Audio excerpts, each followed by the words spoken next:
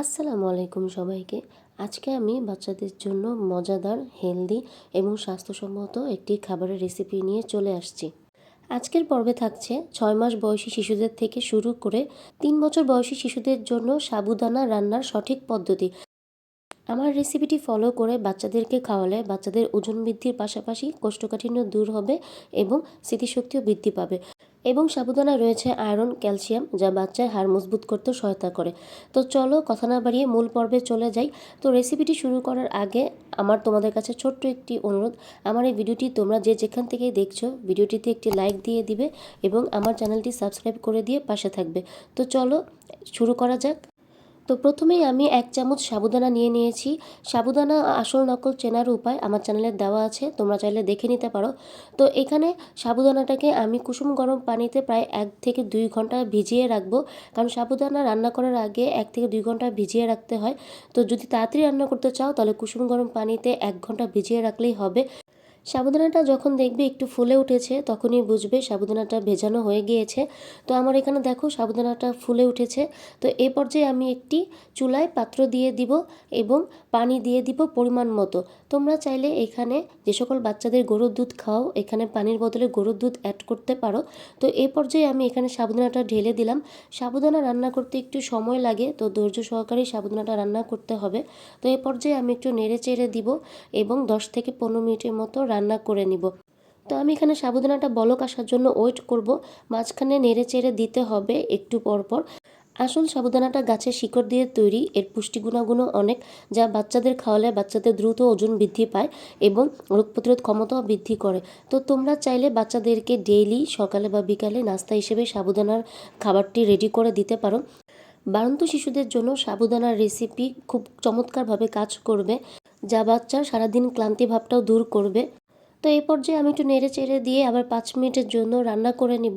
৫ minute পর আমি চলে আসছি। দেখো আসল সাবুদানাটা যতই রান্না করা হবে ততই এখানে স্বচ্ছ দেখাবে। আর নকল সাবুদানাটা আটার তৈরি হয়, যত রান্না করা হবে সব সাবুদানা গলে যাবে। আর এখানে দেখো আমি যতই রান্না করছি এটা আস্তে আস্তে স্বচ্ছ হয়ে আসছে এবং এটা রান্নার পরে আরও বল বল আকারে হয়ে যাবে। তো এখানে আমি আরও একটু রান্না করে নিব। তো এই পর্যায়ে আমার দেখো সাবুদানাটা প্রায় হয়ে গিয়েছে, পানিও শুকিয়ে গিয়েছে আর সাবুদানাটা কত স্বচ্ছ হয়ে আসছে এবং একটু আঠালো ভাব চলে আসছে। যখন দেখবে সাবুদানাটা একদম স্বচ্ছ হবে এবং বল বল আকার হবে তখনই বুঝতে পারবে সাবুদানা রান্নাটা হয়ে গিয়েছে। তো এই পর্যায়ে আমি চুলার গ্যাস অফ করে দিব এবং সাবুদানাটা একটু ঠান্ডা হতে দিয়ে দিব। তো এখন আমি সাবুদানার সাথে মিক্সড করব আপেল। তো আপেলটা আমি গ্রেট করে নিচ্ছি। তোমরা চাইলে আপেলটাকে সিদ্ধ করে পিউরি করে নিতে পারো। ৬ থেকে ৭ মাস বয়সী শিশুদেরকে অবশ্যই পিউরি করে দিবে। তো এখানে আমার আপেল গ্রেট করা হয়ে গিয়েছে। তো এখন আমি সাবুদানাগুলো একটি বাটিতে ঢেলে নিব।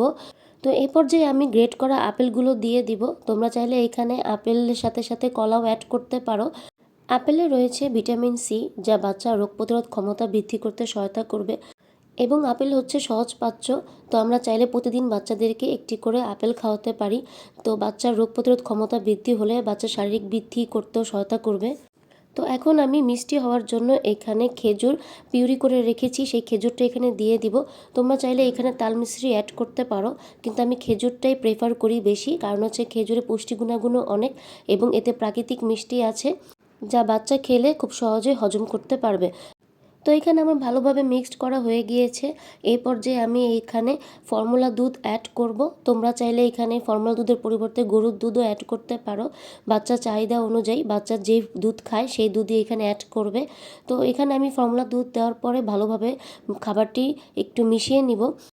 তো এই হলো আমার আজকের সাবুদানার রেসিপি, যেটা আমি খুব সহজভাবে তোমাদের সামনে তুলে ধরেছি। তোমরা আমার এই রেসিপিটি ফলো করে বাচ্চাদেরকে দিতে পারো, দেখবে বাচ্চারা খুব মজা করে খাবে এবং এর সকল প্রকার পুষ্টি গুণাগুণ পেয়ে যাবে। তো আমার এই রেসিপিটি যদি তোমাদের ভালো লেগে থাকে অবশ্যই একটি লাইক কমেন্ট করে সাবস্ক্রাইব করে দিয়ে পাশে থাকবে। তো আজকের মতো এতটুকুই। আল্লাহ হাফেজ।